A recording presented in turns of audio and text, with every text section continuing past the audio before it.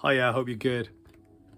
Have you ever had it where there's something you're struggling with, but you don't want to ask for help because you don't want to undermine your own thought process? You don't want to undermine what you think. You think, well, I know this. Other people have got this wrong. Sometimes the more experienced people out there know more than we do, but we hate to admit it and we hate to ask other people. An example, and it's not just related to health anxiety. A couple of years ago, I suffered bad from health anxiety. Sometimes it comes into my life from time to time, but it's a lot less severe than it used to be. I would get really worried if I had minimal symptoms. I'd be Googling it, and I'd also be looking it up in health books and really getting worried that it was the most worst case scenario. And I did this so many times. I think the doctors were sick of seeing me.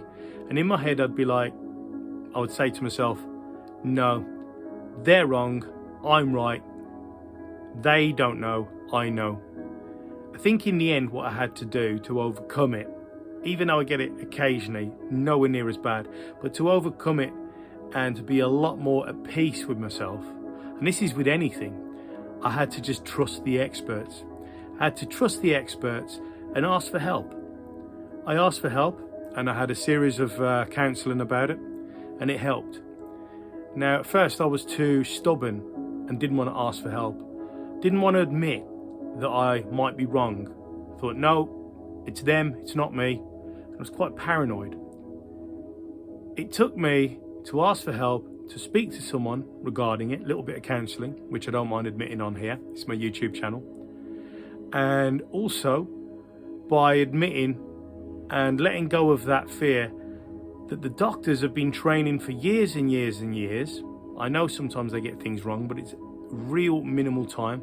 I did a bit of research and it works out that a large percent, it's in the 90s, the percent of people that go to the doctors and think there's something wrong with them, it's in the 90s of people, 90 something percent of people, there's nothing wrong with them and they're just worried about it. So it's a common thing deep down in some people's minds, but they just don't admit it.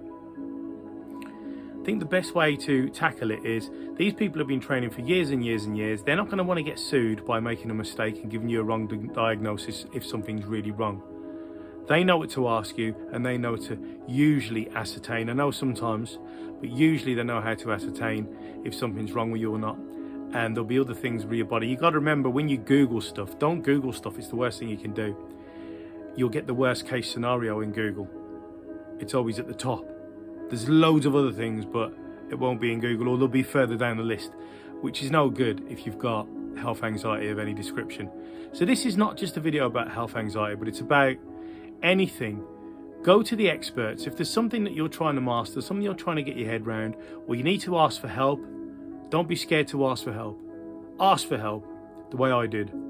And just accept that sometimes we do need to turn to other people.